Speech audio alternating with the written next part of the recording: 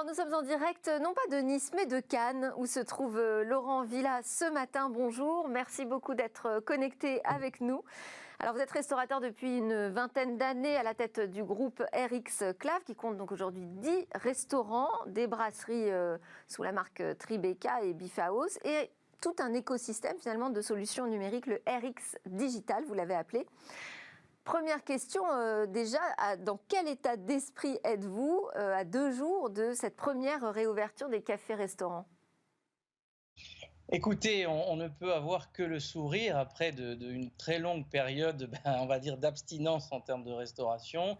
On est très très content de retrouver nos amis clients et de leur faire plaisir à nouveau. Donc sur le plan commercial, on peut être que content en tout cas de rouvrir nos terrasses maintenant. Même si c'est un début de réouverture, hein, ce n'est pas totalement une activité normale que vous allez retrouver mercredi finalement. Oui, on a le sourire pour nos clients, on a le sourire pour nos équipiers, nos employés. Après, il faut être extrêmement vigilant parce que la réouverture, on va dire, avec une jauge à 50% sur des terrasses, c'est uniquement pour se remettre en route, se remettre en jambes. On ne va pas pouvoir faire grand-chose. Donc, on est très, très impatient, en fait, d'être prêt et de réouvrir à 100%, notamment sur la période du mois de juillet. Au mois de juin, il faudra aussi toute raison garder en termes de gestion et faire attention sur la gestion de nos plannings, mais en tout cas, on répond présent et avec le sourire. Alors, j'ai vu dans un sondage The Fork 2021 que 64% des restaurateurs estimaient que les outils numériques les avaient aidés à traverser cette crise et 87% disent qu'ils vont continuer à les utiliser. Est-ce que vous confirmez cette tendance ? Oui, je la confirme bien évidemment, d'autant plus que nous, ça fait 3 ans que nous avons digitalisé nos restaurants. Nous avons lancé nos programmes RX avec RX Eat, qui était au départ, il y a 3 ans, une application de commande digitalisée pour aider nos clients sur place à consommer, à être identifiés, à être mieux servis. Et puis grâce au Covid, on a accéléré encore plus les process de digitalisation avec l'intégration de la livraison à domicile avec d'autres partenaires restaurateurs, déjà dans le sud-est, et c'est une très grande réussite, on ne peut que se réjouir de tout cela. Puis nous avons développé aussi la partie digitalisation dans le domaine de l'événementiel, et ce n'est que le début de toute façon. Donc je crois vraiment que la digitalisation est un réel soutien pour l'ensemble de la restauration, y compris bien entendu la nôtre, à la fois en termes de gestion, mais aussi de renforcement de l'accueil, de l'identification de son client pour être encore plus qualitatif. C'est un moyen de réussir cette réouverture, selon vous, la technologie ? Très honnêtement, elle est indispensable aujourd'hui parce que il va falloir être encore plus gestionnaire que nous l'étions. La restauration est un métier de passionné, c'est certain, mais c'est aussi un métier de gestion. Il faut être en capacité à bien maîtriser l'ensemble de ses coûts marchandises, ses coûts sociaux, ses frais de gestion, et maintenant de plus en plus aussi ses frais financiers, puisque nous avons alourdi nos bilans et nos charges avec les PGE. Et il va falloir avoir un plan de relance très performant. Donc la digitalisation va permettre de rendre plus profitable l'ensemble de notre écosystème pour pouvoir tenir et grandir encore. Et quand vous voyez autour de vous vos pairs, vous avez l'impression qu'elle en est où, la profession, par rapport à cette numérisation de leur métier ?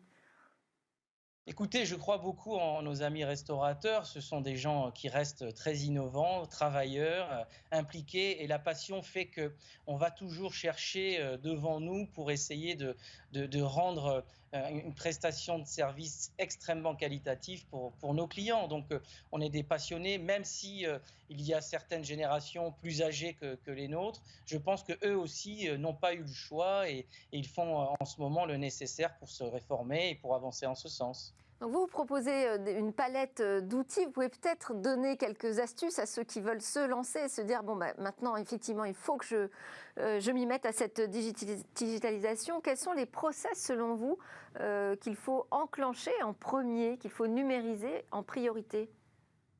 Alors, pour moi, il faut numériser ce qu'on appelle chez nous la gestion RH et la gestion sociale, c'est-à-dire la mise en place de planning digitalisé en connexion parfaite avec l'ensemble des équipes, qui va permettre dans un premier temps de bien gérer les heures travaillées par nos équipes chaque jour. Vous savez, la restauration, c'est comme une pièce de théâtre, on la joue tous les jours, et il faut donc gérer tous les jours ses dépenses, à la fois en termes social, mais aussi la gestion en termes d'achat marchandises.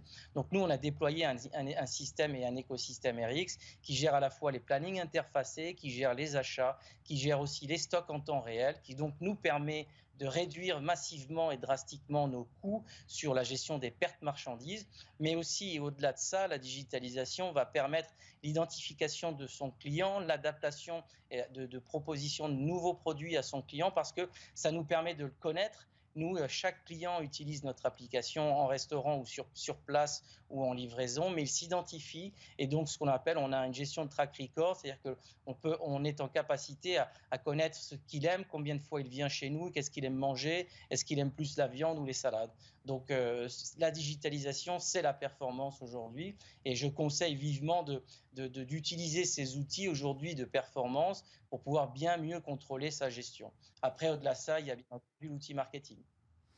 Et là, face à ce début de réouverture, vous pensez que c'est la priorité d'investir, de mettre du budget sur la numérisation ? C'est une des priorités, il n'y a pas que celle-là. Et je voudrais, moi, aujourd'hui, passer un message à Bruno Le Maire, qui est notre ministre de l'économie et des finances, qui a fait un travail remarquable. Je suis complètement apolitique, mais qui a vraiment aidé et soutenu notre profession. Maintenant, il y a des étapes sur lesquelles il ne faut vraiment pas se rater. C'est notamment, et je le dis depuis longtemps, il faut absolument transformer les prêts garantis par l'État en prêts participatifs, quand bien même il y a aujourd'hui une poche d'investissement pour le plan de relance sur les prêts participatifs, mais il faut déjà en amont, pour tous ceux qui se sont endettés pendant cette période-là, être en capacité à transformer le prêt garanti par l'État en prêt participatif pour ne pas alourdir son bilan. Alors je rentre un petit peu dans le domaine technique, mais pour qu'on puisse avoir un vrai plan de relance et un soutien par les partenaires bancaires. Si les prêts garantis par l'État restent de la dette pure et ne sont pas transformés, alors on aura beaucoup de mal, en tout cas la profession aura du mal pendant un long moment à se relancer. Et ça, c'est aussi déterminant. Merci beaucoup Laurent Villa, merci pour votre témoignage à 2 jours du début de réouverture. Je rappelle que vous êtes le président du groupe RX Clave. Alors c'est l'heure de notre talk, on reste dans la même thématique avec les techs que l'on va commencer à découvrir en terrasse.